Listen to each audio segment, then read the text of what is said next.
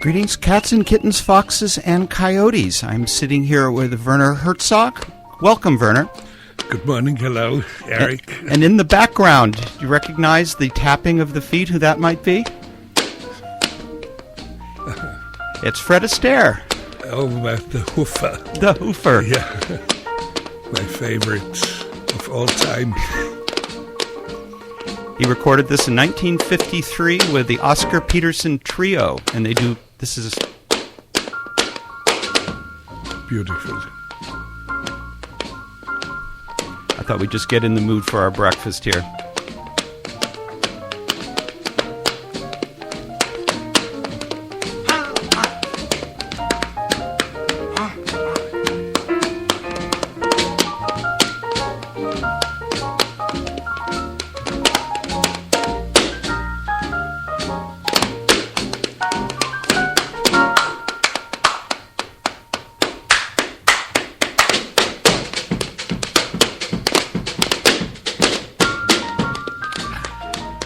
Well, there's a cliche, Werner, a man who needs no introduction, but I'm going to have to do one anyway.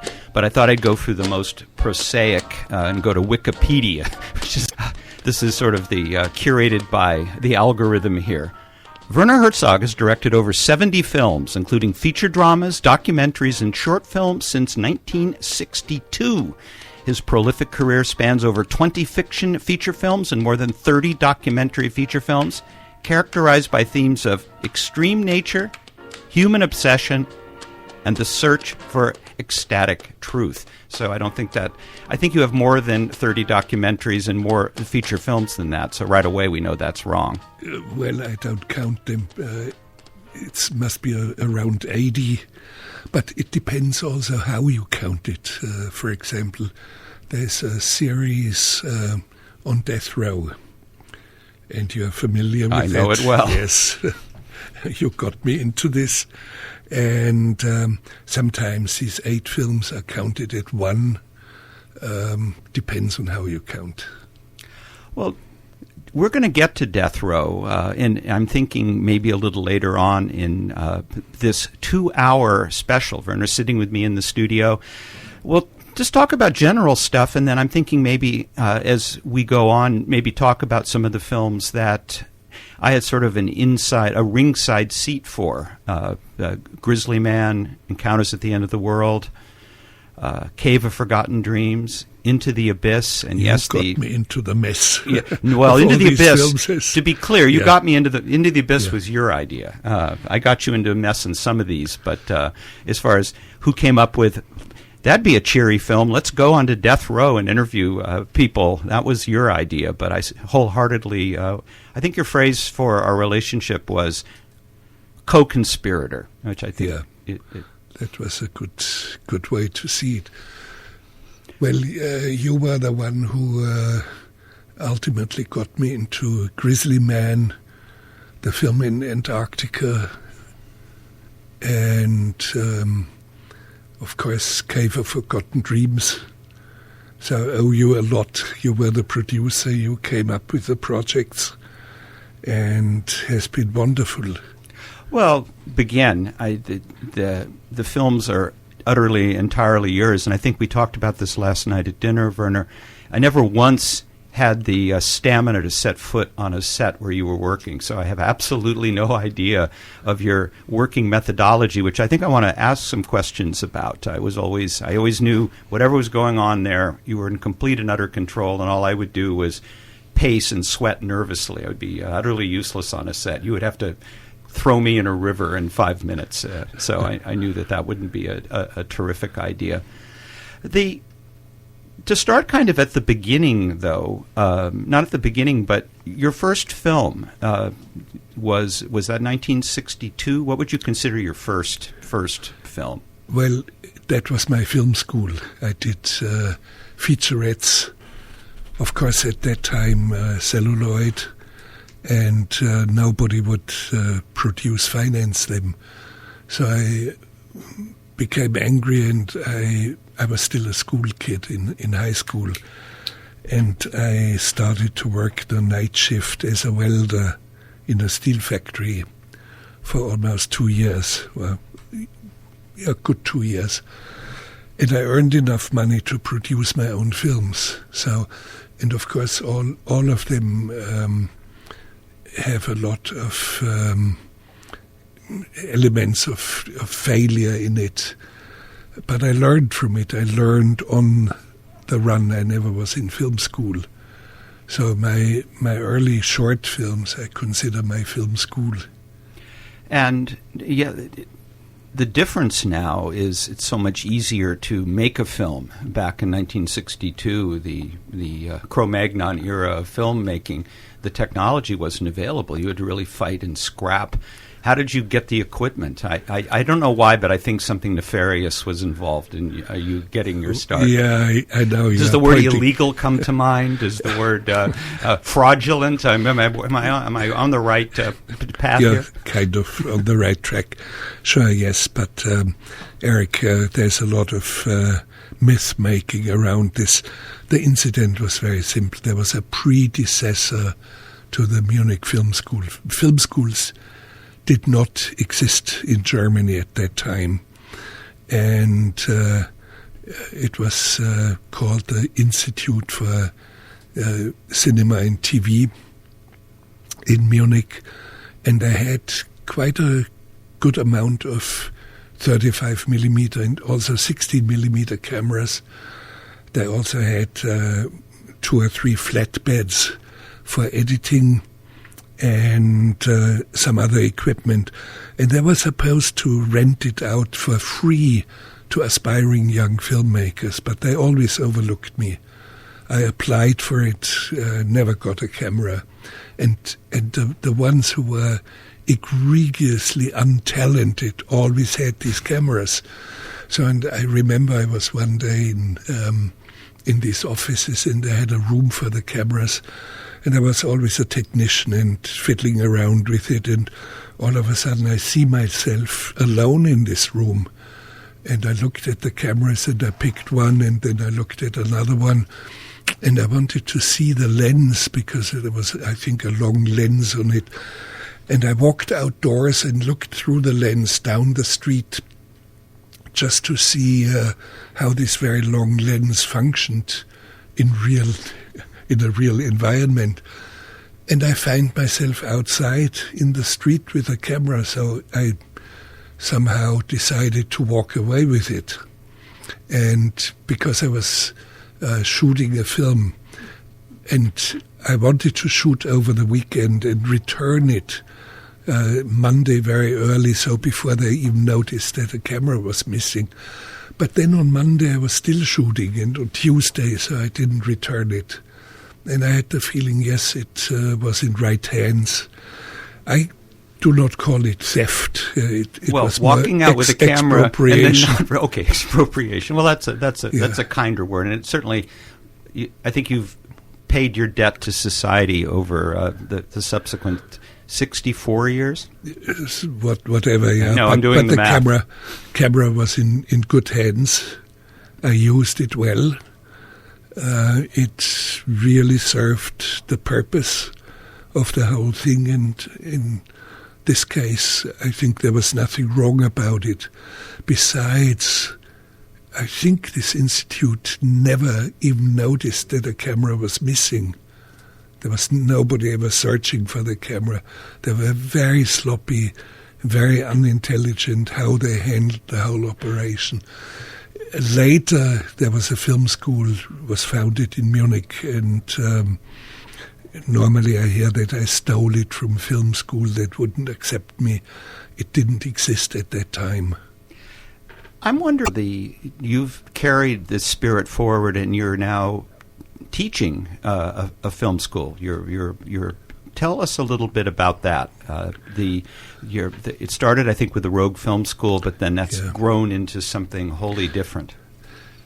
Well, yes, but I should speak about the reason behind it. I'm not a natural teacher, but there was such an onslaught of young people who want to learn from me, or being on my sets, or being assistants. And so I thought there was a duty out there, and I started the Rogue Film School, which was basically long weekend seminars, 3 days, sometimes 4 days seminars, but it was basically conversation, listening to the problems, to the visions, to the aspirations of young filmmakers, already professional young filmmakers.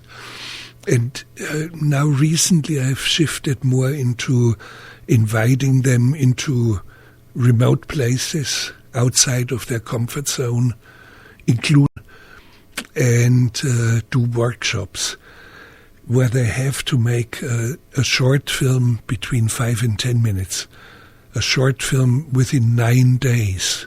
They have only 9 days. And on the 10th day, they have to, or on the 9th day, they have to deliver. On the 10th day, we all watch the films.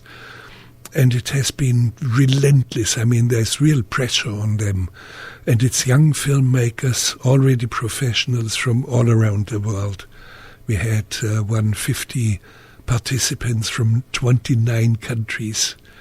And it's really fascinating to see them work. And nobody, by the way, is allowed to come with a little short story or a concept for a little documentary or whatever, film poem. It can be anything.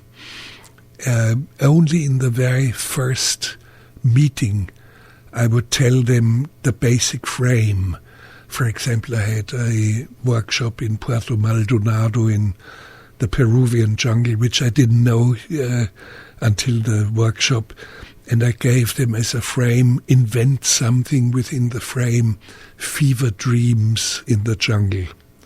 So in other words, if somebody is planning a documentary, there was a indigenous village downriver, very, very lively, wonderful kids. And I said, if you go there and if you do a film there, I do not want to see a film from you which has statistics about illiteracy or childhood mortality or things like that. I want to have something more with fantasy, more with liveliness. No statistics, nothing didactic, no journalism. I want you to do fever dreams in the jungle. So the homework assignment was a fever dream in the jungle. Yeah, and you have to invent something immediately. And then, of course, I did a workshop in the Azore Islands, North Atlantic. I've never been there.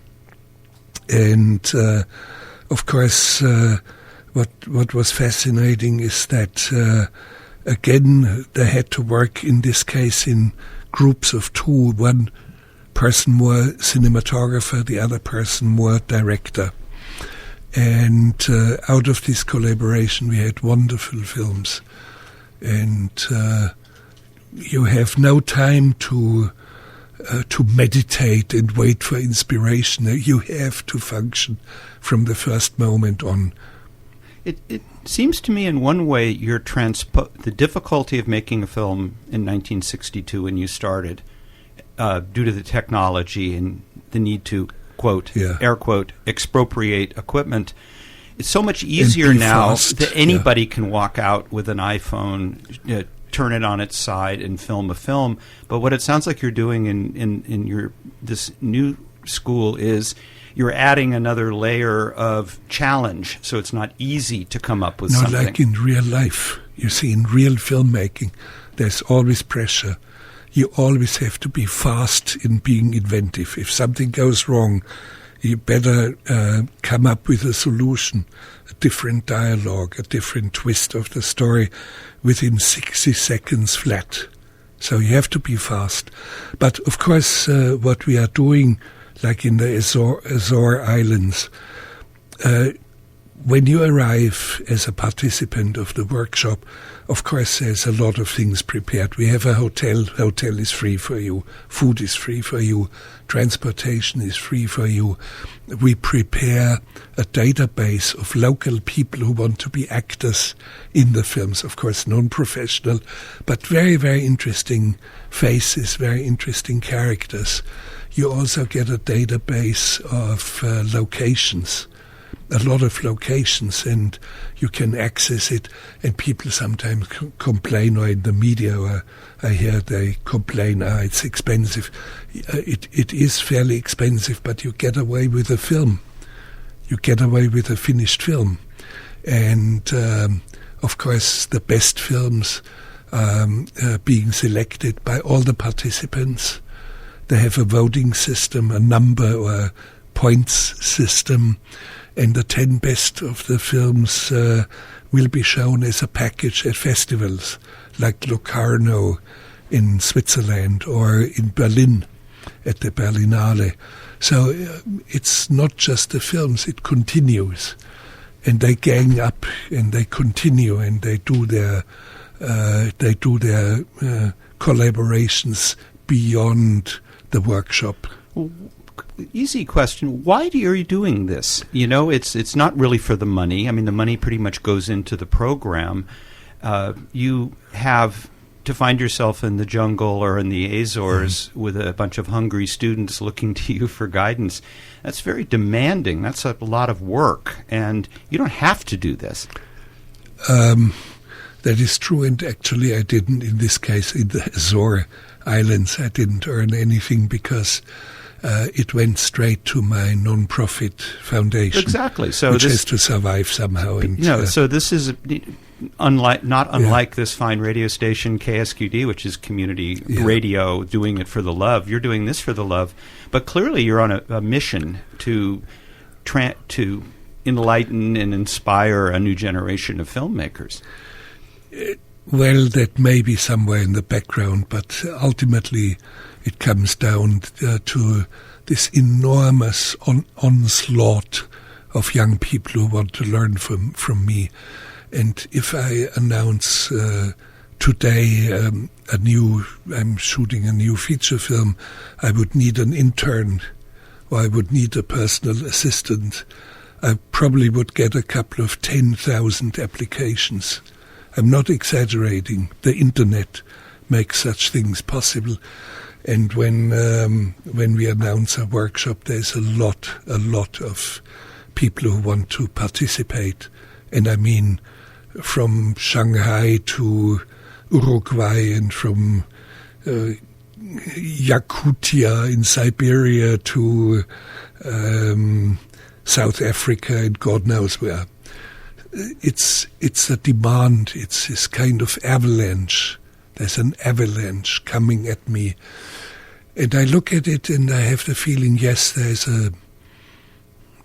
a need apparently out there. Apparently and my films have something which entice young people to learn from them and learn from me. And I see it as part of my duty. And much of what I'm doing, the films that I've done in my life and the books that I've written, it's all somehow a form of duty. I see it as a good soldier. I try to be a good soldier. And, of course, there's a duty out there and responsibility and courage, all qualities of a good soldier. And I try to pass that on. Well, you have a tremendous, tremendous work ethic, and I can vouch for direct collaboration with you that you come in. There's no such thing as you going over budget. In fact, I remember on Grizzly Man the song he sings at the end on the plane. Remember? Yes. That is Willie Fulton. When we got the license bill, you immediately said, "No, that's just too much," and I was the one as the producer saying, "No, we're going to license that clip." And you've thought, I wouldn't say first of the budget because I don't think anything's going to come. No producer is going to come between you and achieving a vision, but you do have a ticker in the back of your mind about being responsible, and that. To people who are just casually acquainted with your work or the myths and legends, it's the crazy guy who pulled the boat up the mountain. But the fact is, that production, all your productions are extremely well organized and Swiss-like, dare I say, I won't say Bavarian-like, Swiss-like in their perfection. Yeah, well, perfection is not the right word. I try to to have them well organized, and within the framework, of course, I'm flexible. It's not kind of pedantic fulfillment of a shooting schedule or staying within a budget, but it's budget itself is, and I keep telling young filmmakers, it is your long-term survival. You have to stay on budget. You have to. Very good example would be Bad Lieutenant, Port of Call, New Orleans, with Nicolas Cage. And a Hollywood producer, and every one of my friends told me, oh, this is never going to work, you and this man. And I said, let me listen and let me find out. And I saw the budget. It went all very, very fast. There was hardly any time for pre-production. I saw the budget, and I had the feeling there were a few cushions in it. Being a little bit cowardly, this may cost more. And I said, well, I always budget. I can guarantee that. Ultimately, I'm the completion bond. I have the function of a completion bond. I will deliver the film on budget, but maybe under budget. If I stay under budget, I want to be rewarded by a bonus, with a bonus. And ultimately, I stayed $2.6 million under budget of a film that was under $20 million.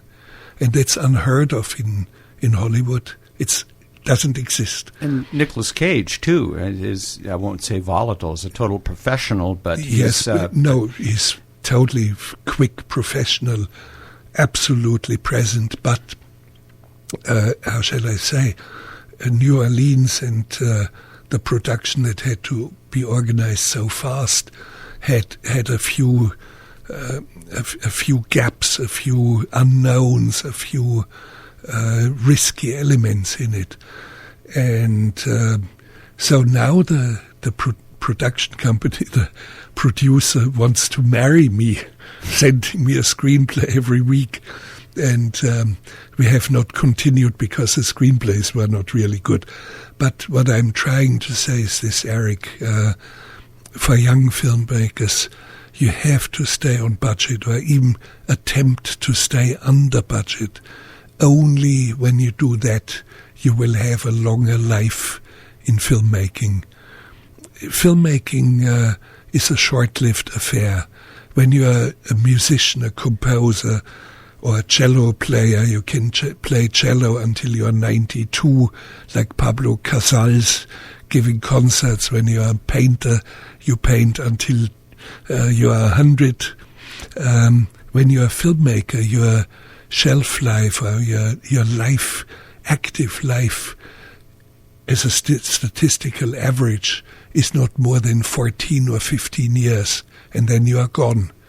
Because in most cases, it is a question of how you made profits with your films, but you only can make profits if your budget stays low and you are on budget, so that you have the point where a film becomes profitable, comes fairly quickly. Well, you're one of the few, very few, I can literally count on the fingers of one hand, directors who's worked, I won't give your exact age away, but in your 80s, and you have a feature film that's about to go out. It sounds that I've heard so much about, and I can't wait. You're in the middle of shooting a new documentary. Yeah. Ghost Elephants is out, and of all places, the Disney Channel and Hulu with National Geographic. But that was 3-4 weeks ago. Exactly. So, but I do have a finished feature film, Bucking Fasted. We can say that on the radio, folks. Yeah. You can do the letter transposition to do that. I think the FCC will let us do that. It's a slip of tongue. Yeah. A slip of tongue. Bucking Fasted. Get it right, Werner. Yeah, we'll be taken off the air if you don't. Yeah. Well, again, just from your perspective, what do you owe your longevity to? You've mentioned budget, that you're responsible and you're known for being responsible.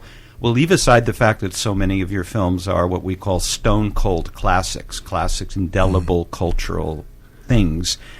They also have, I'm answering maybe my own question, they're uniquely yours. You can see 2 minutes of one of your films, even without your distinctive narration on a documentary, and know you're seeing a Herzog film. What else? What am I missing? Because it's one thing to crank out great films in your 20s or 30s and then kind of go somewhere else, but you've kept at it, and your quality control is very, very good. Well, you have to make good films, otherwise you will not live very long in this profession. That's obvious. You have to be better than the others. That's what of course, who are the others in better, and so it's a murky terrain, but you have to, you see, when I do a workshop with young filmmakers, if I make a film, if I write a book, whatever I do, I have a clear idea about how it has to be. You see, I do not give lectures or little charity.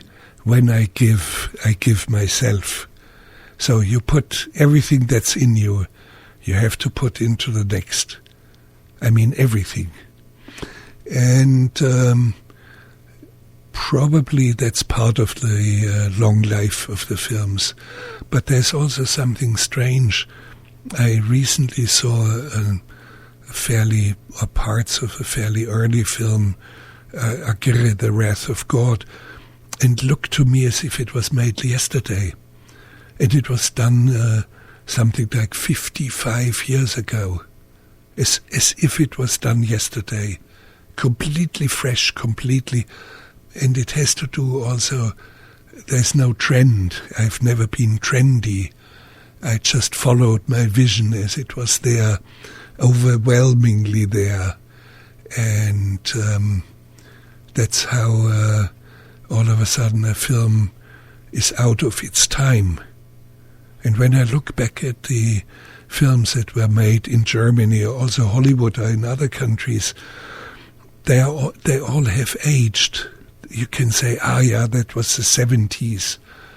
But when you look at Agirre, the Wrath of God, or The Enigma of Caspar Hauser, or Even Dwarfs Started Small, they have no time, they have no reference to a trend of the time. Well, I've noticed that, this is a gross simplification, but your feature films feel like documentaries in their quality. They seem accurate. They seem in the moment. They seem true.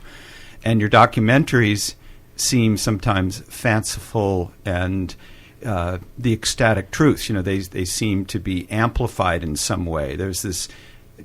It's an interesting juxtaposition between genres, really, and the documentaries have this wonderful theatrical, sometimes operatic quality to them, as do your features. But it all occupies this sort of shifting of terrain. If that makes sense. Yeah, of course, it's an observation that has been made many times, and I have to acknowledge, yes, it's correct. The feature films have something lively in it that almost resembles a documentary, and the other way around. The documentaries have elements of stylization in it that's purely feature film qualities. So for me, it's all movies, and I don't see a clear borderline. What should be a feature film? What should be a documentary? However, I think, and we together have always seen it in the films that we made together. We always saw, do not attempt to make a feature film out of it. Here we have. This is what it is. This is what it is. Although, for example, in Grizzly Man, the protagonist already was dead when we went into it 10 months later. 10 months. So, of course, it's not far-fetched to contemplate a feature film. And I remember, we've this appropriate time to talk about this is, to me, when Grizzly Man was conceived, I remember thinking this was a great project as a feature film.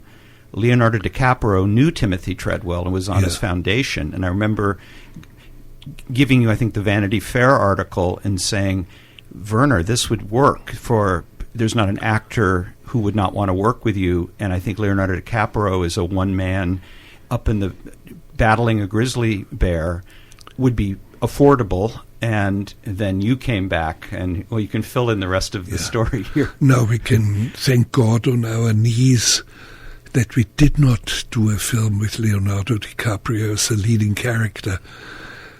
You cannot replace someone like Timothy Treadwell, and you cannot shoot with an actor a scene where the actor touches a real 1,000-pound heavy grizzly bear and sings a song to him. You just don't do it. And if you do it with digital effects, the Revenant, but exactly. it doesn't look right. There's something you immediately sense. So the decision, it stays a film with Timothy Treadwell, and it's not going to be a film with one of the great actors. You just don't do it. This is the second time in a week that Leonardo DiCaprio has come up in reference with you. We did last week. We were at the IMAX Theater for an enormously entertaining Q&A session after I had the privilege of having dinner with you at Margaritaville, up at City Walk. But after the Q&A, I think the phrase "mobbed" comes to mind. A lot of people were in that audience, and the theater manager, I don't think I told you this, came up to me and said, I hadn't met the guy, but he said, I just have to tell you, we've had Leonardo DiCaprio here for a Q&A. Werner Herzog has gotten more attention than Leonardo DiCaprio. So, true story. Fresh. It happened last week. I haven't. My memory hasn't faded on that one. Let's put it this way: with a live audience, I'm always lively right after the screening of a film, and of course it was IMAX, and you orchestrated and financed the remaking almost of Cave of Forgotten Dreams in 6K for IMAX quality, and all of a sudden the film comes into a separate, second, wonderful, much more wonderful life than ever before. And you just witness that with an audience. And there's so much life there, and of course, with an onslaught of genuine curiosity, I always become very lively. So I'm good. In a way, I'm good with audiences. You're terrific with audiences. Well, I try, even if they're sometimes stupid questions, and in this IMAX theater there was not a single one that was stupid, but sometimes with stupid questions I try to elevate the question to a higher level and give a very serious answer to it.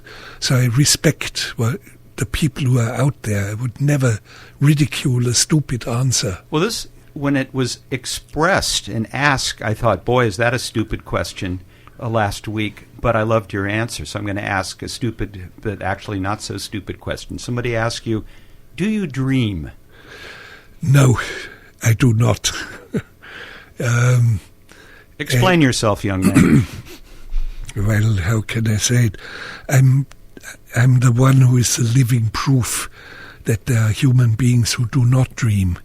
I think the shrinks all over the world claim that we have so and so many hours or minutes of dreams per night, but I don't. And of course, you can wake me up any time in the night, and my wife is here and she can testify to that. I never had a dream. period. And I wake up in the morning and I know I had not dreamt. In a way, it feels like a void. I feel it like a void. Man, you haven't dreamt again. What's wrong? Maybe because of that I do have daydreams, in particular when I travel on foot. Then every mile is full with novels and incredible events and poetry and whatever. Not at night. I do not dream. And it is as it is, and maybe because of that, dreams play an important part in my movies. Well, the program director of this fine radio station, KSQD Santa Cruz, KSQT Prunedale, how do you notice I slipped that ID in there very skillfully, just before we started this broadcast, said that he and his wife saw Cave of Forgotten Dreams. And since seeing the film last week in this IMAX overwhelming experience, she's been dreaming of lions. So for a man who just does not dream, you've done a film that is inspiring dreams by channeling the confines of a dream factory, or maybe this isn't, our title now is not correct. It's not Cave of Forgotten Dreams, it's Cave of Reactivated Dreams. Well, but I do have a more profound question about dreams. When you look at the frieze of lionesses, they all are at the prowl in the cave, and they look at something, antelope or whatever, which we do not see. But we see their eyes and approaching something. And I asked this question, one of the scientists in France who worked in the cave, and I asked, do you dream of light? Because he has dreams of lions. Do you dream of real lions, or do you dream of the paintings of the lions? And he says both. Sometimes real lions, sometimes they morph into depictions of lions. And it's a very beautiful way to look deep into a human being by finding out what do they dream, how do they dream, how do they experience it, how does it play a part in their everyday life now. And all these things are things that I'm missing. But you replace them, though, by inspiring dreams in audience, creating dreamlike images. I mean, the images from your films. When you won, and I'm bragging on your behalf because you're way too humble, when you, I won't say won because you don't win an award like this, you were acknowledged with the Golden Lion Achievement Award at the Venice last year. They did a short reel, not a short reel, about a 2-minute reel of totally indelible images. Film where you see one shot and you know this is a Werner Herzog image from a Herzog film. And even if you don't know the film, just by the image itself, you're a great collector of images, a collector of transporting connections to art. It's the way I would phrase it. Well, but they are not planned. I'm not planning iconic images. They come along with a story. And besides, you see a Golden Lion for Lifetime Achievement Award. Oh, lions again. Notice the connection here. Yeah. Synchronicity. Yes. But it doesn't have much value per se, because lifetime is something very amorphous. If it is for a very specific film or a very specific achievement, fine. So it's more, it has a certain value, not so much for me, but of course it has value for the audiences. They somehow see it as a marker, or media see it as some sort of a marker. I personally do not see it like that. I immediately gave it away as a present. I remember Cave of Forgotten Dreams. We got an LA Critics Award. which you dutifully attended. You wanted to be there about as much as I did, which was didn't want to be there at all. Yeah, but it was specific. It was specific. It was for that particular film. Film, exactly. And then it has a value, yes, sure. And I remember when the ceremony was over, as we were exiting wherever it was, you handed me the award and said, "Here, you can have this." And then I have to confess, I don't know where it is either. We both had the same reaction to it. And Encounters at the End of the World that it received an Oscar nomination for Best Documentary. Yeah. I think out of guilt because they didn't recognize Grizzly Man, and then they wouldn't again recognize Cave of Forgotten Dreams. And that's when what I call the awards industrial complex, this whole culture of awards and giving things. My feeling on those, it's only good as a tool to get more work. You know, if it helps you get another project, come on down awards. But I'm not sure. But I have continued without these, without Academy Award. Excuse me. And you see, I cannot get an Academy Award nomination, not even a nomination, if my film doesn't make the shortlist. Exactly. And in 80 films, not a single one ever got to the shortlist except Encounters. Except Encounters. It was on the shortlist, and because it was on the shortlist, it could be nominated. It was lifted out of the pool. And Caves didn't get. Not again. I'm a little more warrior-like when it comes to these snubs. It is as it is, and of course, Academy has its own trends and its own labyrinthic ways to reward or to punish. You have to see the Academy with let's say a certain distance, and acknowledging it's a strange creature, and it has its values, it has its strong points. When it comes to awards, don't argue about it. It is as it is. Well, what's your reward? When do you have a feeling of a job well done? I'm pretty sure it isn't necessarily box office. It's not necessarily critics, because we can talk about critics later, and I'm sure we will. When do you know? What's your internal mechanism that says, good, this is a good one? If I see one single person walking out of a film of mine who tells me he's not alone anymore, one single person, and then I know that was good.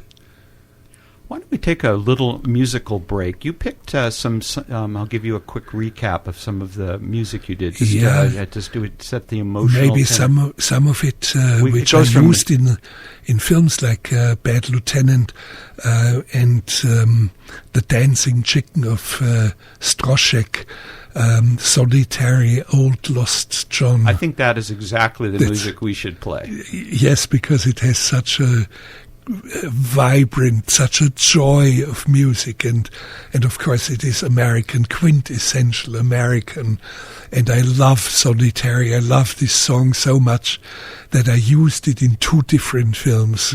Can you play it? I will play it. Yeah.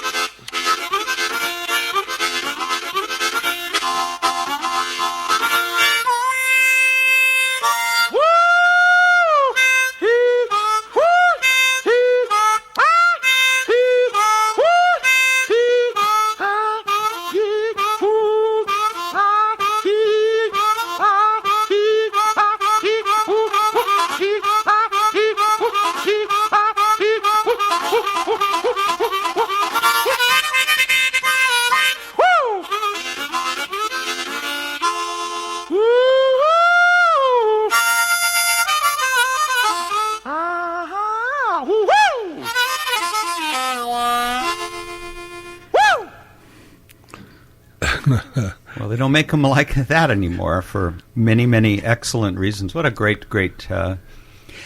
You have an affinity for American termite art, the soft white underbelly of American culture.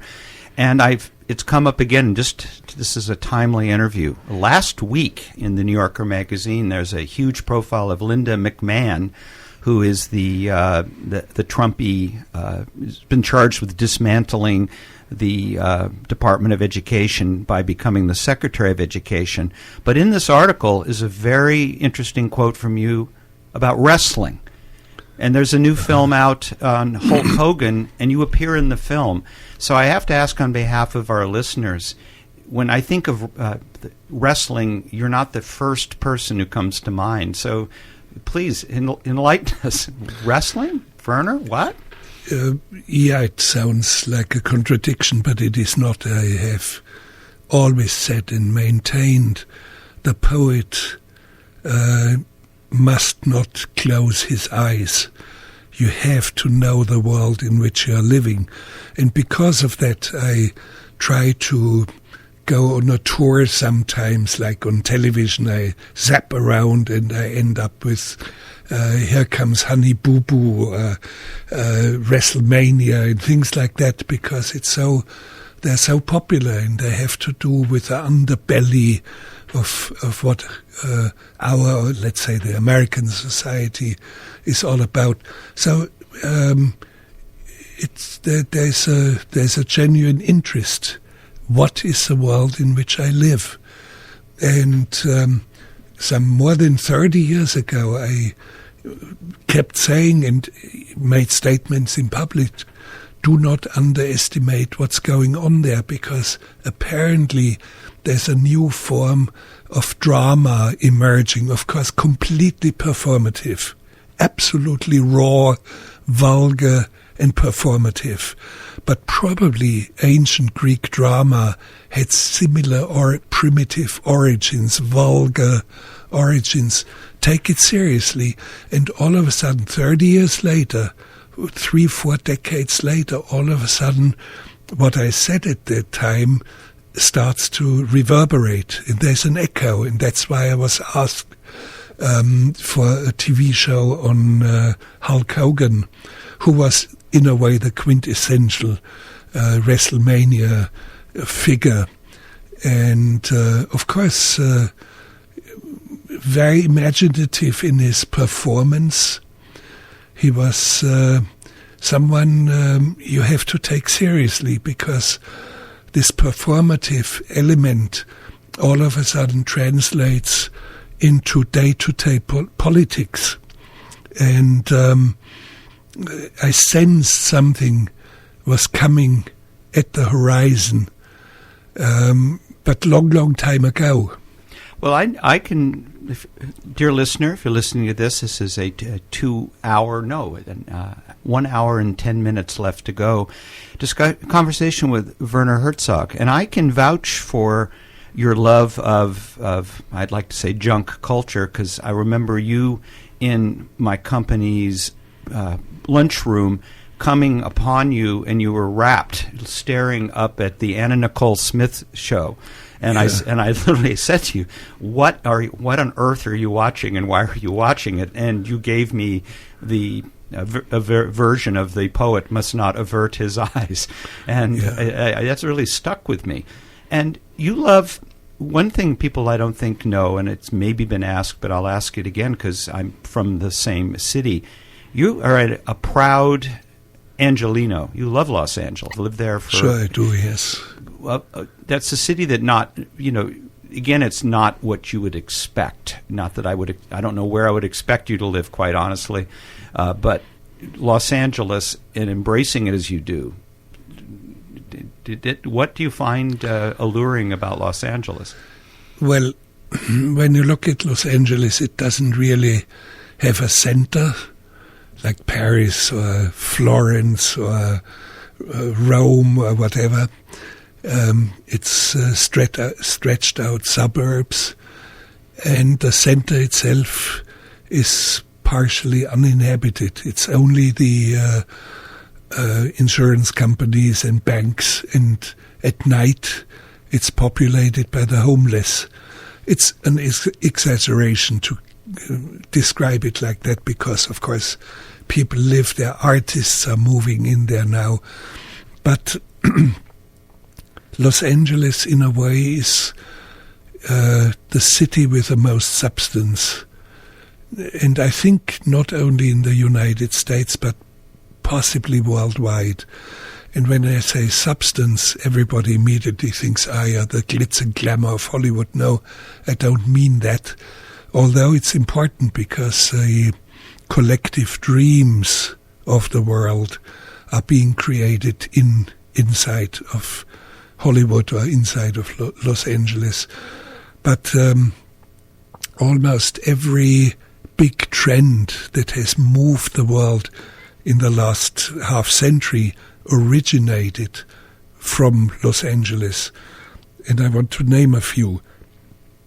The internet was born there, and I've been at the very place where the first router and connection was done from UCLA to Stanford. And the people who actually did this long time ago, in the late 60s, they're still around. Some of them are still around. And I spoke with them, and they're in one of my films. Reusable rockets are built within the perimeter of the city, SpaceX. You have Mission Control Center, Pasadena, which is only 30 minutes. Jet Propulsion Lab. Jet Propulsion Lab, it's just incredible. You have, for example, now recently, a few days ago, opened the new LACMA Museum, one of the most important museums now in the United States, arguably in the whole world. It's a new concept. It's an incredible building, an incredible culture, and you will see restaurants will move in, children will move in, because the subway station is going to open, and you will have families from East Los Angeles moving in with their kids. They have a playground. They are surrounded by art that's also exhibited outdoors. So, trivial things, or seemingly trivial things, like aerobic studios. It's a purely Los Angeles creature. Jane Fonda started it. Or you have the pumping iron, the men, the muscle men at Venice Beach. You have inline skating. You have the writers, the painters, the real great painters that used to be in New York in the late 40s, early 50s. They're now in Los Angeles. And on and on and on. Only a very few, I keep saying, a very few trends, big trends that shape the world or engage the world were not born in Los Angeles. For example, Muslim fundamentalism. Of course, it is an important movement in the world that shapes the political landscape to a good degree of our planet now, but not born in Los Angeles. And of course you have a few places in the world which may be equal or coming close to what Los Angeles represents. Shanghai comes to mind. Shanghai has this kind of incredible, vibrant culture, but it's basically culture alone. It doesn't have the rockets built within the perimeter, the reusable rockets within the perimeter of the city. I should, you brought up Shanghai. They just asked the Shanghai Film Festival, just as in the last 48 hours, have asked to screen the IMAX Cave of Forgotten Dreams. I should let you know. Yeah. So send it there. Yeah, okay. Let them have it. They may want you to come too, but I just want to let you. We just did get that request. So, well, I share, and a mutual friend of ours and colleague, Werner Nelson, was an absolute. He loved Los Angeles. He said it was the ultimate city for him, and certainly a wild man, who loved it. He loved it, and it meant the world to him when I remember screening you. I did in case you're just tuning in, I'm Erik Nelson with Werner Herzog. I did a film, his official biography called Dreams with Sharp Teeth, and there was a sequence where he, for the first time, had used a teleprompter to read from his stories. He'd never used the machine before, and from the moment we started rolling, he just was phenomenal. And I remember sharing some of the footage with you, and you said you were very impressed. And I was on the phone with you, and I said, let me see if I can get Harlan on the phone. And I put you on hold, tapped in, I've got someone you'd like to talk to, and then your distinctive voice came in. Harlan Ellison was rarely surprised or rarely impressed, but that literally made his year. He was so thrilled to get your compliments on his performance and general Harlan-ness. But Erik, you have the talent to put the right people together, let's face that. And more so as a producer of films, you have the talent to get the right story into the hands of the right people. And I have 3 examples, and all are you and me. Cave of Forgotten Dreams, but it started with Grizzly Man, and we had Encounters at the End of the World. So it was you who got me into touch with the right stories. Well, it's again just casual. I still vividly remember the first time I met you at the Jackson Hole Nature Festival. I had just seen My Best Fiend, your film about Klaus Kinski, and I remember watching that film, and because I was producing a lot of, quote, television documentaries, realizing, my God, he's a reality TV star. His narration is great. Everything about the film worked for me on, I dare say, on a commercial level. So it was in the back of my mind. And, of course, when I heard Sonny Terry and the Dancing Chickens and Stroysek, I definitely was a huge fan of yours. But then when I saw you by yourself standing watching The Moose during this film festival, and I remember saying to the person with me, that's Werner Herzog. And then I walked over, and I think I used the F word. I said, what are you doing at this effing place? And then you explained to me what was going on. And the rest, as they say, is history. But it wasn't any great genius on my part and the fact that you live because you live in Los Angeles, you live very close to our offices. So, and to be honest, I have to confess to you, Werner, we conducted our own rogue film school because you'd come over to do dubs and do things that would help just advance whatever you needed. And in exchange for that, you'd have lunch with me and my colleagues, which, of course, elevated our game tremendously. So it was it just seems very inevitable. It doesn't seem to me, I look back and think, ooh, this giant leap. If Werner Herzog comes back and says, the story of Timothy Treadwell, I want to direct this documentary, there is no rational, sentient human being who would say, oh, no, that's not a good idea. Of course, that's an easy decision. And the fact that the material was laying on my counter was why? Because I was doing animal attack films for Fox Television, from the same people who bring you Honey Boo Boo and all this other stuff.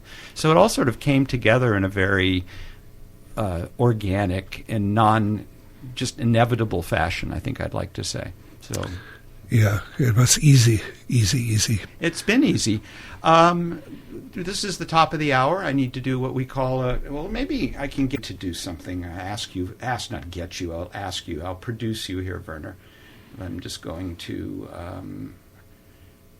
there we are. Hang on just a second here. Let me see if I can get this up. There we are. We have to do a station ID, and I would be honored. Okay. I've written something for you, a station ID on this thing. If you could just let me have a look at it. Yes, take a look at it. There we are. So, this is Werner Herzog. You are listening to KSQD FM 90.7 in Santa Cruz, 89.5 in Monterey and Salinas, and 89.7 in Prunedale. Where is Prunedale? somewhere here in the Yes, nearby. vicinity. It's near. Okay, yeah. I have to discover it. This is a radio station that contains many multitudes. You must hear for yourself. All right. Your check is in the mail. Go ahead, you're on the air. I am. How are you doing, Jewel? You know what? I'm doing really well. I've been enjoying listening to your melodic voice, Werner, on Erik's show. And I just called in to say hello. And makes me think fondly of, even it was a hard time for me, fondly of you and I and the crew in the wilderness. Yes, wonderful times, and I have it present as if it were yesterday. So, ladies and gentlemen, Jewel Pawlak was, there would be, you say, there'd be, that I had an instrumental role in Grizzly Man. Everything revolved around Jewel. Jewel was Timothy's, everything passed to Jewel. They were very, very close in life, and without Jewel and without Jewel's trust, there'd be no Grizzly Man. Yeah, that's that's probably true, but it was all about Werner, coming on board. Yeah, and somehow you handed over material, sensitive material, included of Timothy Treadwell, that is now the core of Grizzly Man. So, and I owe you a lot and indebted. You have been. No, come on. Without you, we wouldn't have the film. And you two went on the road together, because with my aversion to being bitten by flies and generally being completely freaked out by the whole dimensions of what we were trying to do with Grizzly Man. And Jewel, you're the one who accompanied Werner on the shoots. Any stories come to mind from your adventures up there? Well, I do remember one of the first things when it was too bright outside for something, and Werner said that he did not like sun on his skin or on his celluloid. And I always sort of remembered that. And then I definitely remember him having an affinity for many different sorts of chocolate. And so we sort of dubbed him Count Chocula during the filming due to the accent that people probably mistake for, the Nosferatu type of thing. I remember a lot of laughs. I remember trying really hard to find a Kentucky Fried Chicken, because that was one of Werner's secret shames. No, I'm not ashamed of it. I'm probably the only thinking person who... All right. Definitely a secret shame, but it's great to see that you're still doing all kinds of stuff. I did take a look at the ghost elephant, and really, honestly, had never seen the camera work where the elephant, where you're underwater I don't even know, we didn't really see the elephant from that thing, but I just thought, yeah, that's a good Werner shot. That's a really good... Thank you, yes. Good thing about that. And I loved that man. He seemed very sweet. Yeah, Dan, was that his name? Yeah, very charismatic also. I mean, a real good central character in a movie. Yeah. Well, while I've got you two together, the scene in Grizzly Man that I just read an interview. Who was the director? He just did it as a documentary director, as a new film out, who said he basically lifted the entire conceit of the film from the scene with you and Werner, where the camera's focused on you, Jewel, and they're playing the tape that we knew we could never listen to. And I remember having discussions with Werner saying that, well, we have to address it, and not being able to come up with a way to address it. And then Werner comes back with that sequence, which is truly one of the great scenes in any documentary. What do you remember, Jewel, about that?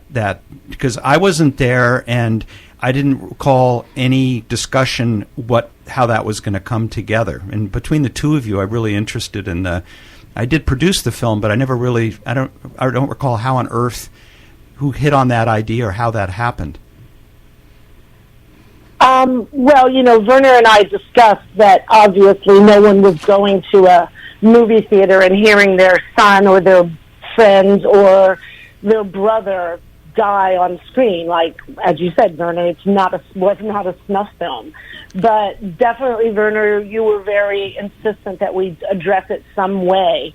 And I'm pretty sure that you came up with that idea of you listening to it while I was there.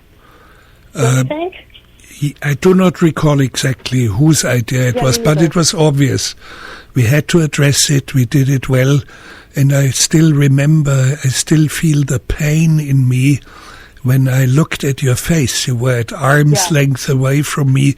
You tried to read from my face what I heard, the horror that I witnessed, and you tried to read from my face, and it pains me when I see this moment on film, and sometimes I don't need the film to see you in front of me. It pains me to see you like that. Oh, well, I appreciate it because, you are definitely one of the kinder souls I've ever met. And I feel pretty much the same way, is that I don't have to watch Grizzly Man to remember looking at you while you were watching or while you were listening to that. I don't. So I guess that's something that in our brains we'll share forever, because the one thing I do remember is I don't remember how long was it, like 5 minutes? Maybe 2, 3. It's in 2 to 3 minutes at that. It's very, very quick. 2 to 3 minutes. Yeah. But I couldn't, like I said, I just don't know. But I do remember you taking off the headset. Your eyes were filled with tears. This was off camera, and you asked me for something to drink. You knocked back a big thing of cognac and told me I must never listen to that. And you were right. Where is that tape now? Is it just in a deep vault? Because I remember my idea, which was totally inadequate, and my thing was to film you erasing it. Just to say this not only can never be done, press the double record and you're erasing it. It is gone. It'll never be heard.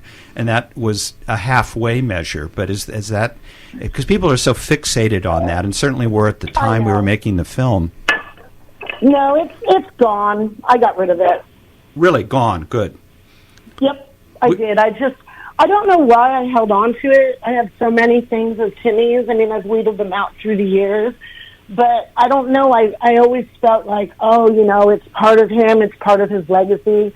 But, as you get older, you just realize what's important. And what's important is that no one ever hears that. And even though his death ended up defining his life in many ways, it's just not something that ever needs to be anymore. So it was the past, and it's definitely gone now. I wish you told me. I would have filmed you throwing it out. Oh, my goodness. I have no shame, as you well know, Jewel. I know, Shark Boy. I know you have no shame. And, Jewel, I would like to remember one thing, and it has to do with life. When we were up filming, I do remember we were near one of the campsites of Timothy Treadwell, Foxden nearby, and we had eaten lunch, and I had a very cheap hamburger and greasy fingers from the hamburger, and all of a sudden one of Timothy Treadwell's foxes appears, and you said, I think it was Shadow, one of those foxes. I think it was Spirit, maybe. Yeah, one of them. You gave me a name, and I forgot, and I had the feeling that fox is to my liking. It's a sweet fox, very, very shy. And I stretched out my hand, and I sensed that the fox wanted to get a whiff of the hamburger. And it approached slowly, and then it stopped and came closer and closer, and then a foot away from my hand stopped. And then very, very slowly it came and touched my finger. And sniffed my finger. And it was a very great moment in my life. It's as strange as it may sound. I felt like Michelangelo's God touching Adam, the birth of Adam, touching the finger of Adam, his creation. And I had the feeling, man, this is life. This is a moment that is indelibly marked upon my soul. And it had to do with life. And you got me there. And which of the foxes was it? Which one did you say? I think it might have been Spirit. Ah, yeah. Right. Not shadow. Spirit. It was Spirit. Mm-hmm. Yes. Well, the thing that just looking at I have an historian bent here, is the chronology of Grizzly Man. That, if I remember correctly, you went up to shoot in Alaska Labor Day, early September. That's when we started. You guys went up there to film Grizzly Man. My birthday, actually.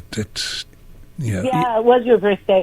Yeah. Didn't we go first, though, to scope it out? Well, I think there was a scout. There was a scout up in Alaska, and then you went back up to film. And then, if I remember correctly, Werner, the cut was done by 9 days. I mean, you pretty much the heart and soul of Grizzly Man. You went in with the great editor Joe Beanie, and came out with a cut, and then including commentary written and recorded and put into the film. Well, music was missing. That was a big gap, and it took months. And of course, 9 days. Yeah. I remember very well, you said, this would be a great film for Sundance. And it was September, and I said, no problem, because Sundance is end of... September 30th is the deadline. We got an extension for 2 weeks. I didn't know that. I only knew Sundance is at the end of January or something. The festival like itself, but to get a film in, you got to send them something. But you said there's a glitch, and I said, what's the glitch? Well, the deadline is in 9 days. Can you try to get something together? Yes, we put it together, and it was very, very far advanced, of course. The music, Richard Thompson was working on it, was missing.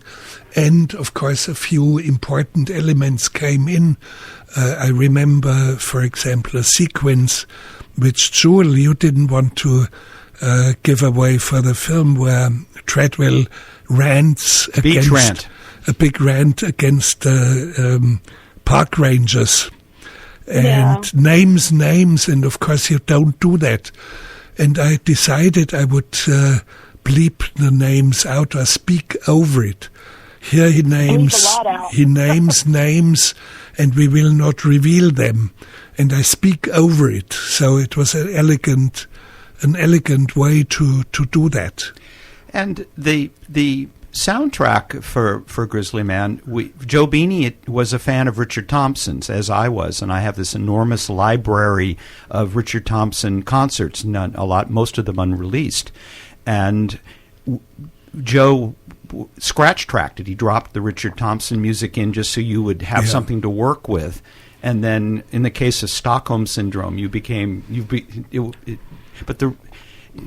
very attached. But I remember the entire period you were cutting that film being utterly terrified, and you may not remember this, but I would not watch it. I would not come in. Yeah. I wouldn't look at it. I was so terrified about the whole prospect. And I actually sent the Discovery executive, Phil Fairclough, who was allegedly the network who was paying for it. I said, you go in and look. Tell me how it is. And then he came out just like shaking his head like, oh, my God. And then finally, way, way into the process, I remember it was 4 a.m. I knew I had to watch what the movie was, and I went out to my little garage screening room, put the VHS in, and watched the first cut. And if somebody had said after that Grizzly Man was going to become what it became, I would have said, yeah, that's a fair cop. It was so indelibly powerful, just the combination of everything. And when we talk about this now, it's illuminating into art, because you think how this film has this stature and this gravity now. And I just remember it just being a series of problem, solution. We need to get it to Sundance. Oh, well, we happen to have a lot of Richard Thompson laying around. Then it was early December. We had no choice to compose music in advance because Sundance was in 5 weeks. So that's when we convened with our local hero, Henry Kaiser, putting the musicians together, improvised session where enormous pressure was put on Richard Thompson to improvise the music, but remember precisely, we need 23 seconds here, we need this and we need that. And to up the ante, of course, I brought a camera crew in to film it. Why? I do not know. to create a second film in the edges. But it all seems so just inevitable now. Yeah, it fell in place. Yep, it sure did. And, you know, when you think... Timothy would have been proud of that movie, and even, you know, people that knew him that wouldn't come, you know, that didn't participate in the film or everything was just like, yeah, sounds crazy, but he would have liked it. He would not have liked the rant because, you know, he had a really great relationship with the Park Service. And that's really why, you know. But we took. You know, but he was out though. They don't would film each other. But he was. It's fine. I mean, I'm at peace with it. What? Yeah, and Werner, the narration writes around all of the really virulent stuff, assuming no one in the Park Service are lip readers. They won't know who he was naming. I did think about that after the fact. And I do remember the final, the Sundance premiere of the film. And again, it was an out-of-body experience because, Werner, I went intensely into your film school, coming from a television background where I was coming from, the idea of a feature film, a feature documentary that people would watch in the dark. You know, the lights would come down and the thing would work on it, the rhythms of a feature film and the rhythms of your kind of film put against the story that I had lived with and Jewel and I had lived with, the whole thing. And I remember I hadn't had a chance to see the film yet because of my innate cowardice. Like, well, I hope this thing's good. Let's see what they say. With Roger Ebert sitting behind us thinks of the film. But from the moment that Timothy walks out and that great music starts with Richard Thompson, again, if they'd stopped the projector and said, well, this film will be on Time's Best Movie of the Year list, and the New York Times will have it as the only nonfiction film on both their critics and their audience list as a documentary, the only film that appears on both things. I would have said, yeah, it's fair. It transcended all of us, I think. And Werner, do you find that with your work that even though you're the guy, sometimes the thing lifts off beyond your expectations? Well, I didn't expect anything. I sensed there was something big, but I had seen very, very few excerpts of Timothy's videos. And most of these videos he used himself. He did a few shows himself, and it was cute bear cubs, and mostly cute bear cubs. And I had the feeling beyond that there must be something much deeper. And also at the same time, as strange as it may sound, Treadwell and I are so different in character, in thinking, in philosophy about the worldview and so. And I believe we would have become friends. It's one of those strange things. Of course, he was dead already 10 months when I came across his story and came across some of his footage. And yet it was obvious to me, yes, that would have been a guy with whom I would like to hang out or do some traveling in Alaska or somewhere else. No, well, it's true. That's one of the reasons why you spoke to me, Werner, when, you know, I had to make a decision about which way to go with the documentary was Burden of Dreams. I can't remember what was Les Blank, yes. Yeah. Les Blank's Burden of Dreams. And I had seen that, and I, you know, saw you and your struggles and everything that it took to went into the making of that film. And I looked and I was like, that guy is a kindred spirit with Timmy. That guy is not going to give up. That guy is going to, whatever project or whatever mindset it was going to make that happen. And that was one of the things that spoke to you. And yeah, I think you guys would have had a nice time traveling around and having some fun.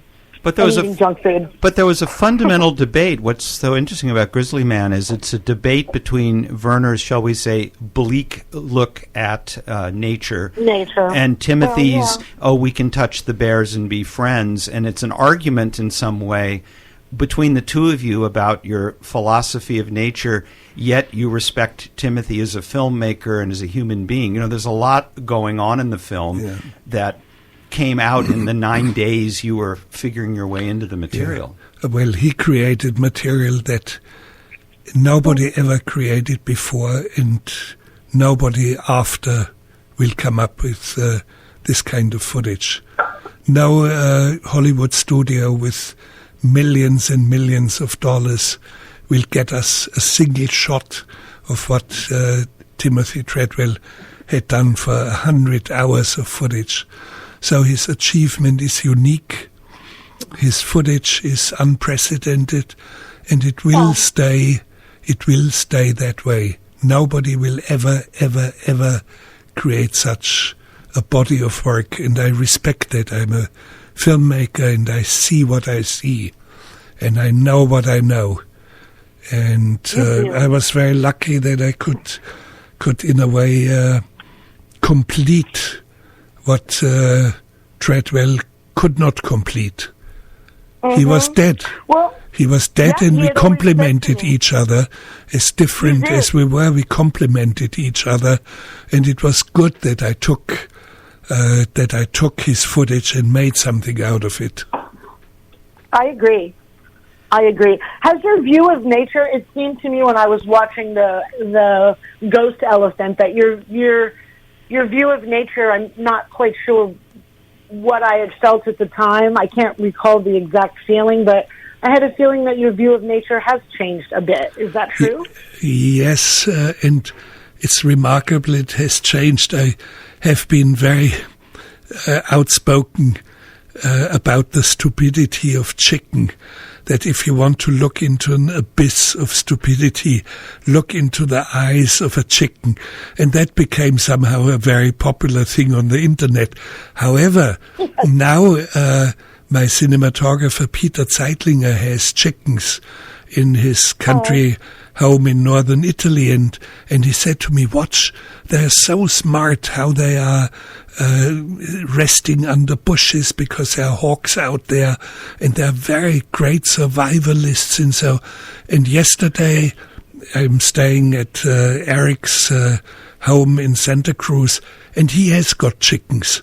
And these chickens have different characters, and they are just wonderful creatures to have them around. And slowly and surely I'm changing my opinion about chickens.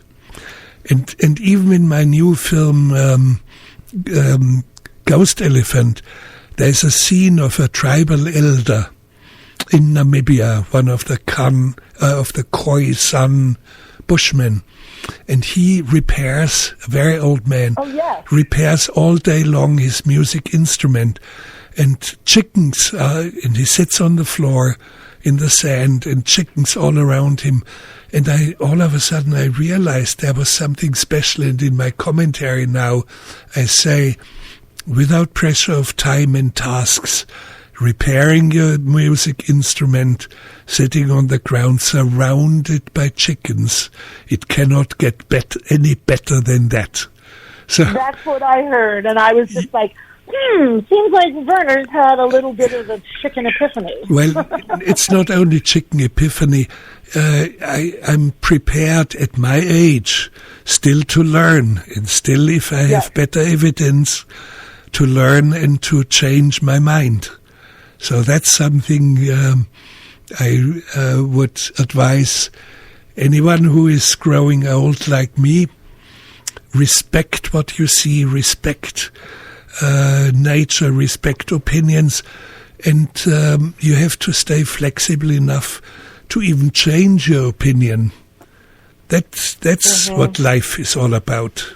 Well, that doubles back to what we were talking about earlier, longevity and the secret to you still doing vibrant, great work. Again, hate to drop your age, in your 80s. Yeah, That 83, let's face it, which is fine, yes. I'm doing all we can all right. know that. Yeah. And I'm as active as ever before. I have a finished feature film, Bucking Faster, that I just released, Grizzly Man. I started filming in Mexico and Austria, yet a new film, and I'm starting to write a book within a few weeks. And I have 5-6 feature film projects simmering somewhere. I keep them at bay. I have to do the things that are really urgent. I always do what comes at me with the greatest vehemence. So, but there's a lot of good stories that I have in me. Well, Jewel, I'll let you go because but I think it's safe to say, Werner, again, without Jewel and Jewel's trust in us, and specifically trust in you, there'd be no Grizzly Man. Yeah. That she is the true mother of Grizzly Man. Yeah, Jewel. Well, thank you. It's been a pleasure chatting with you, Werner. Yeah, take good care. Take good care, Jewel. Yeah, you too. Have a great day. Thanks, you guys. Bye-bye. Bye-bye. Bye.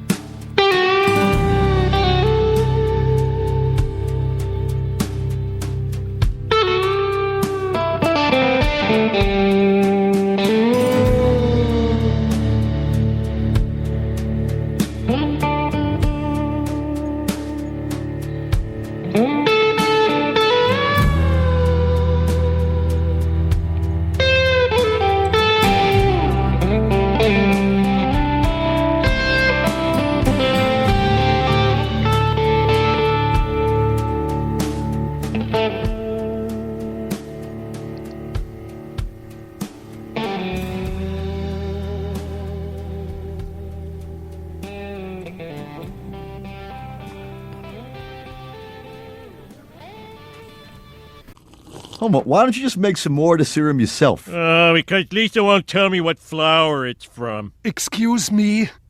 My name is Walter Hottenhofer, and I'm in the pharmaceutical business. Yeah, I was wondering when that guy was going to state his name and occupation. Quiet! Sir, has your daughter found a drug that renders old people tolerable to us normals? Yeah, but Lisa won't tell me how to make it. Lisa is irrelevant.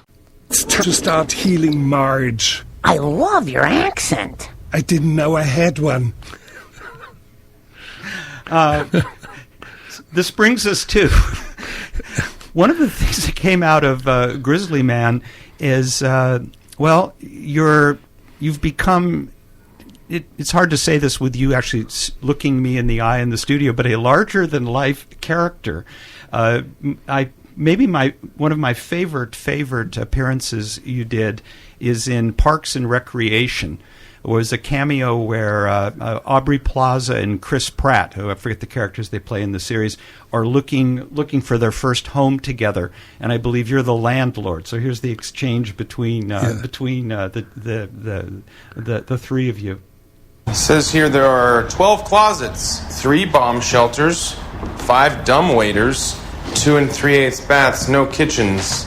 So fairly standard layout. Cool. Is that a staircase to nowhere? Yes, it is. Good eye. What was this place? Remember the Pawnee doll head factory? This was a doll head factory? No, this was a holding cell for people who went insane on the assembly line. They write pretty good, there has been this, and I'm guilty of it too, in the film we did that you kindly voiced, my dinosaur epic, Dinotasia, where I always wanted you to narrate the film because I knew it was the one thing that would drive the Discovery Channel absolutely insane if I came up with an idea for their multi-million-dollar project and I had a chance to get the material back, and that was my first choice. And I wrote sort of a temp script for you, assuming you were going to punch it up and do your own thing, and you were like, nope, I'll just do this, and you narrated it, and the rest is history, word for word.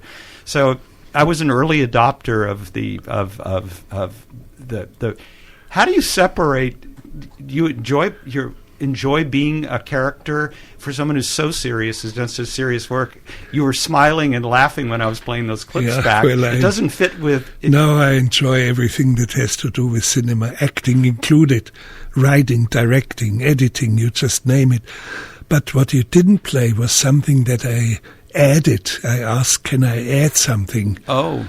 And they said yes, and I said, it's going to be less than 30 seconds.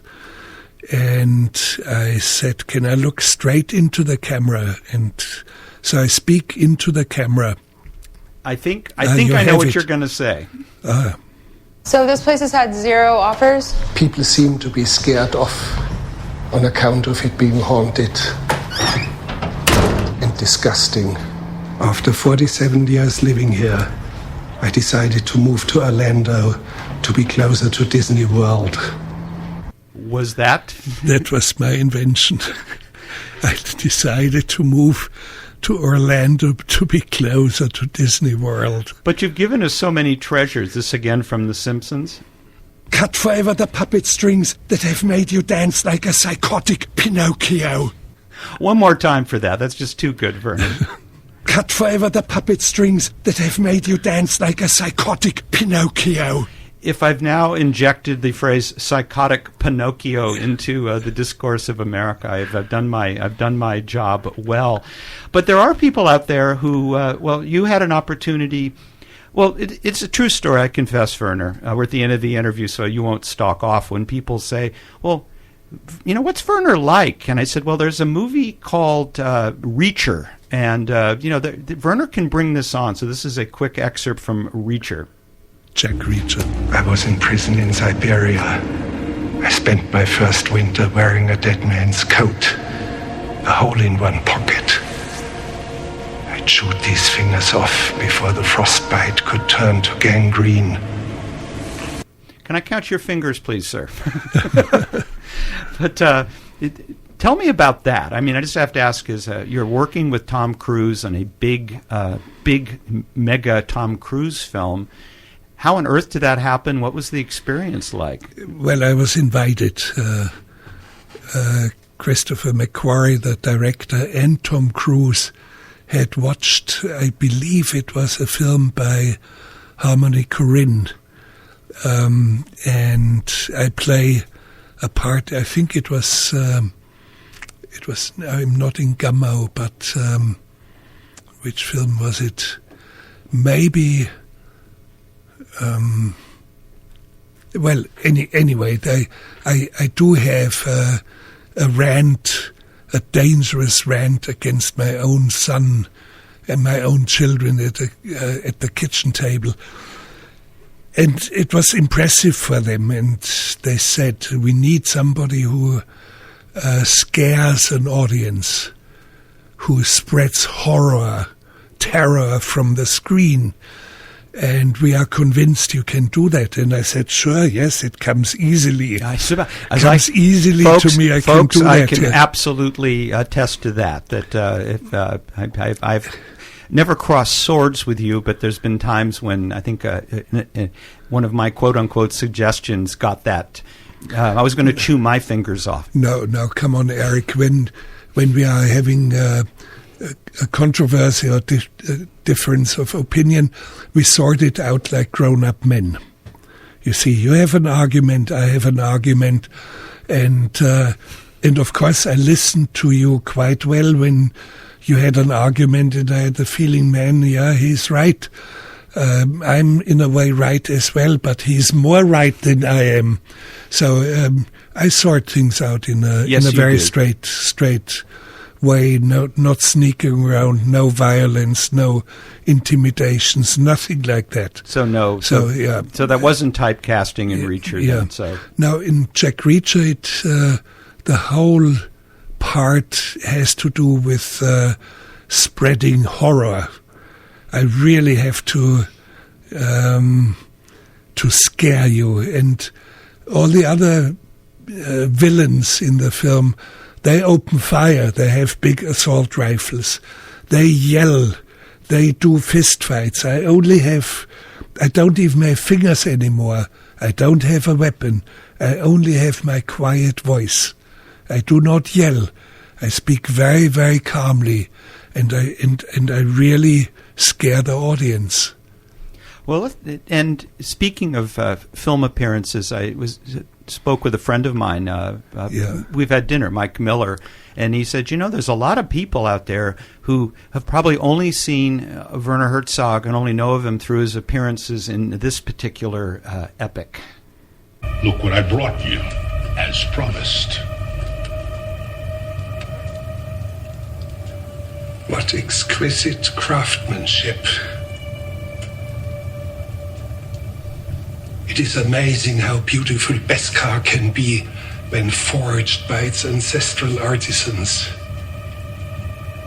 Can I offer you a libation to celebrate the closing of our shared narrative?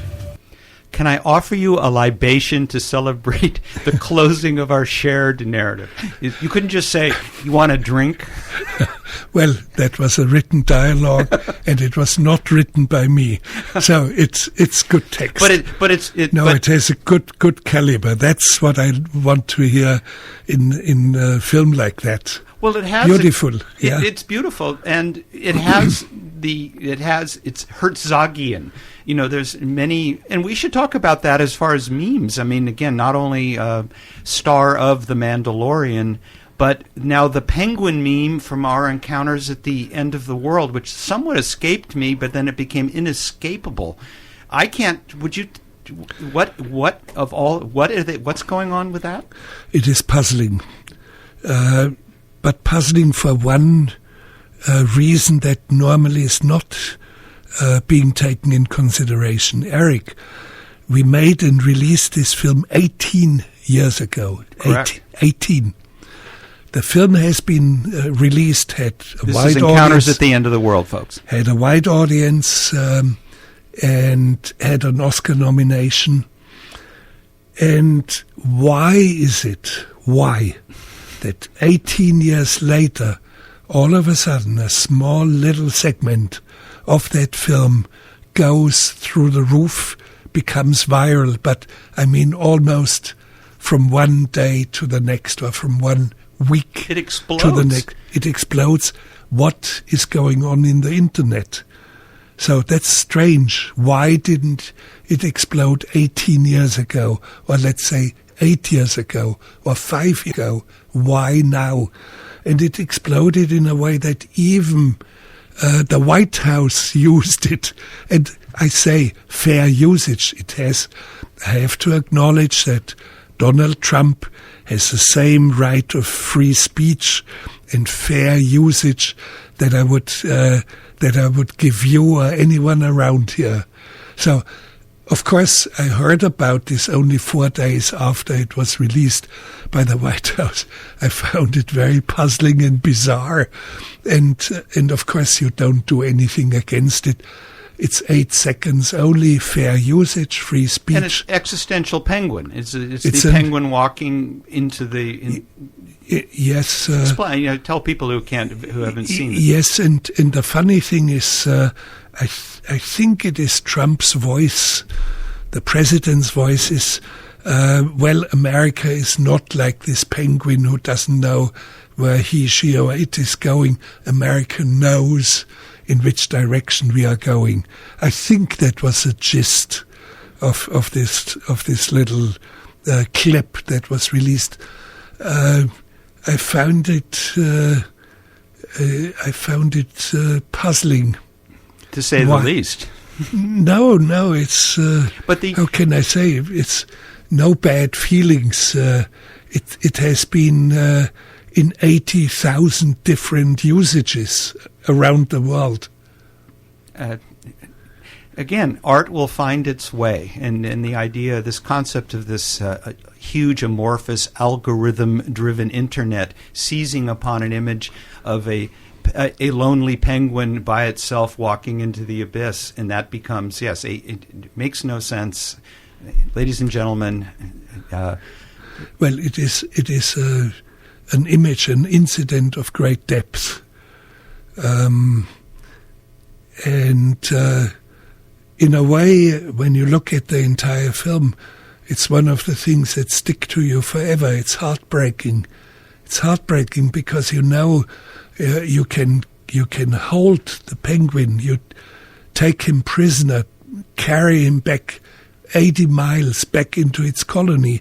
It would instantly start to march into the mountains, and the mountains, I mean the continent of Antarctica, is as vast as continental North America. So 5,000 kilometers, 3,500 miles of ice and mountains, and no fishing grounds.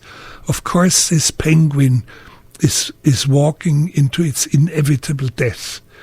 And at the same time, there are certain rules of engagement in Antarctica, and it should be the rules of engagement vis-à-vis wild nature in general.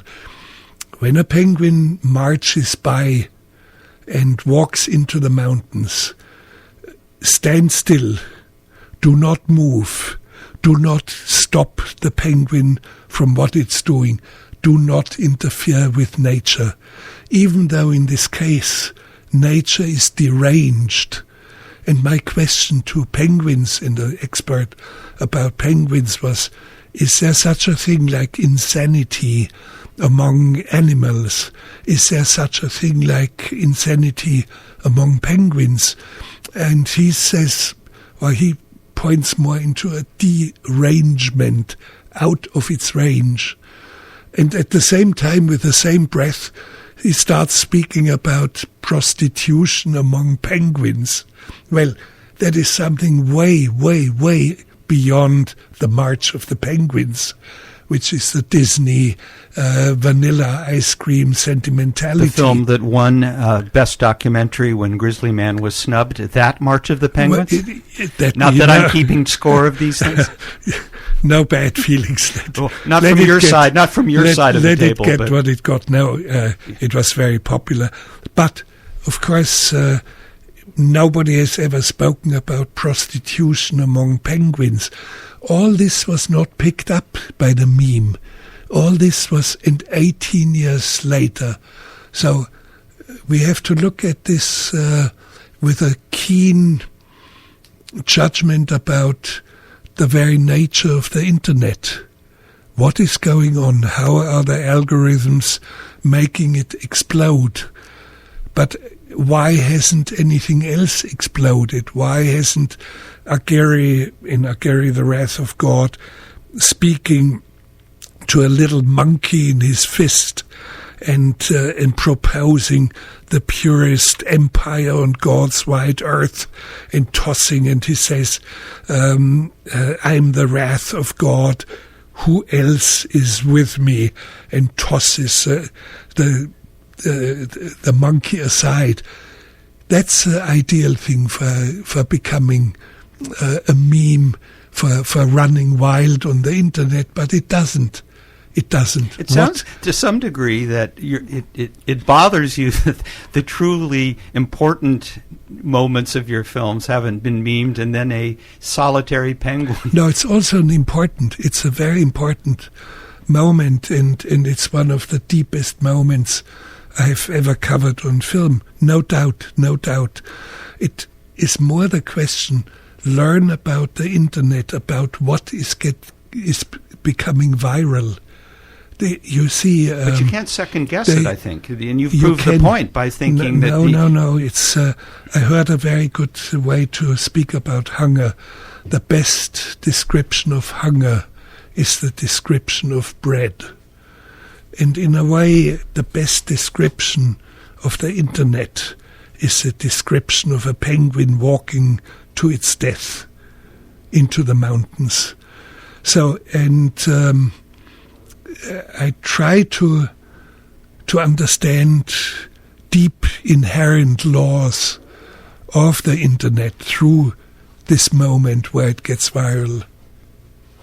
I don't have an answer yet. If you don't. I'm not. No, sometimes I'm a slow brooder. Sometimes. Well, I see. If you have, we all have Macs. The little rainbow ball that processes the image. That's probably what's going on now. Is that we're in a processing mode.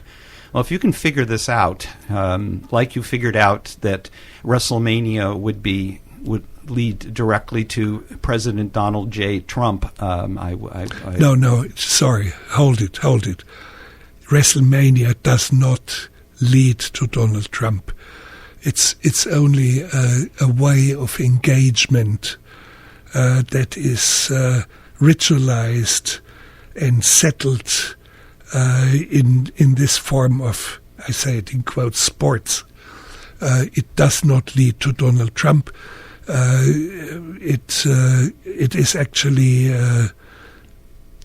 is actually a question of America itself. America voted for Trump, and it's in its majority. Not only does he win the presidency, he wins the popular vote, he wins Congress, he wins Senate, and he has much of the Supreme Court appointed on his. It doesn't mean that the Supreme Court has to be on its side, and it's remarkable how the Supreme Court maintains its independence. Well, that was a skeptical from my part. Well, let's see. We still have a couple of years in the presidency of Trump. Ladies and gentlemen, we're recreating Werner and Erik in the edit bay having an argument about something. This is as far as it ever gets. Don't wave those no fingers at me, though, Werner. I can see. No. It's fine. I see political events with different perspectives, and of course, my perspective is the perspective of someone who lives as a guest in your country, which I like. Otherwise, I wouldn't live here. And it is the perspective of someone who comes with a completely different background. I grew up at the end of the Second World War, post-war hunger, destruction, and the revival of a whole country. And of course my perspective has to be a different one. And my perspective is a perspective from outside, because I cannot vote. I do not have citizenship and I cannot vote. So you, Erik, who can vote and you determine the fate of American politics, you have to have a different attitude. And I respect completely what your attitude is.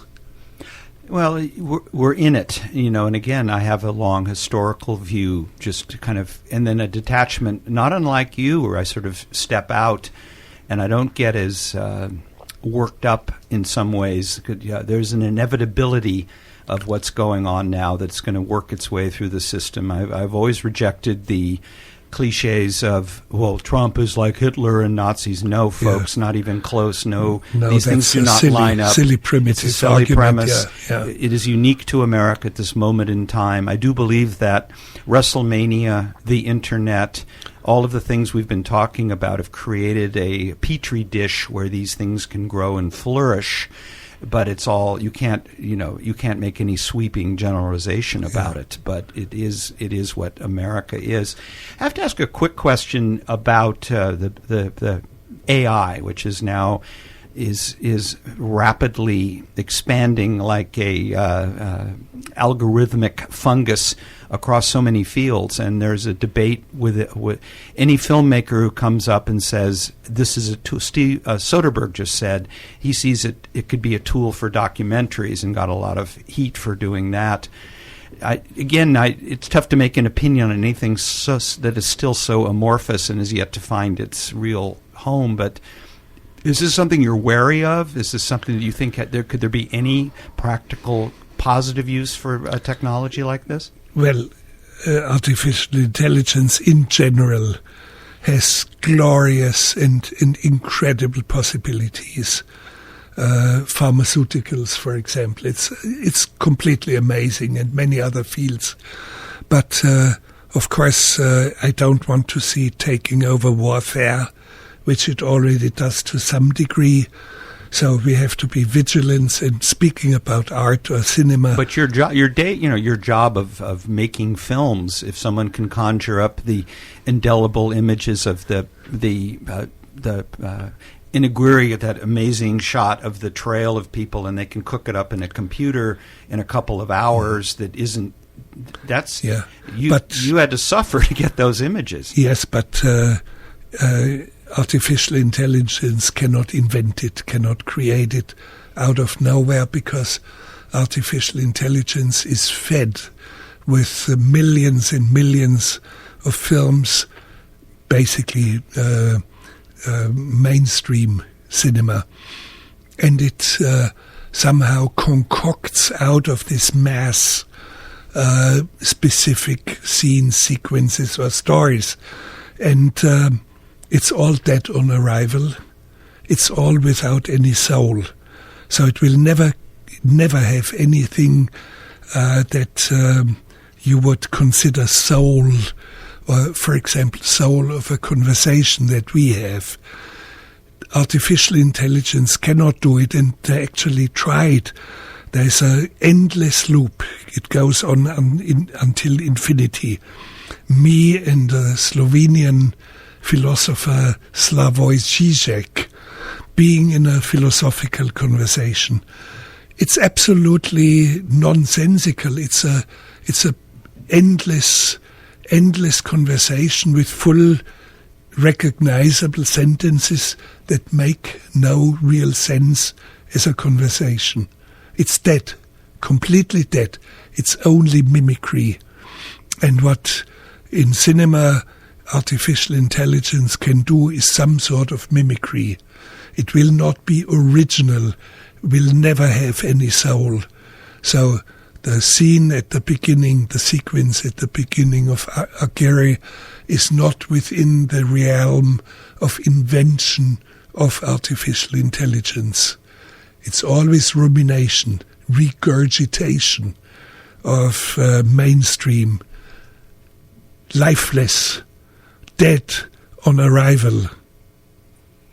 Well, I think that wraps up lifeless, dead on arrival. I think is the way we like to inspire our listeners, and we've covered. Should be a more joyful note. Well, we're not completely done yet, but no, it's we've covered a lot of ground here. We've talked about prostitution in penguins, your lack of digits in the movie Reacher, your close bond with Homer Simpson, and I did not know that you conjured up the line about going to Disney World, which is my favorite line in that. And I thought, boy, someone really knows Werner Herzog really well to give him that line, and I'm very impressed. I have a sense of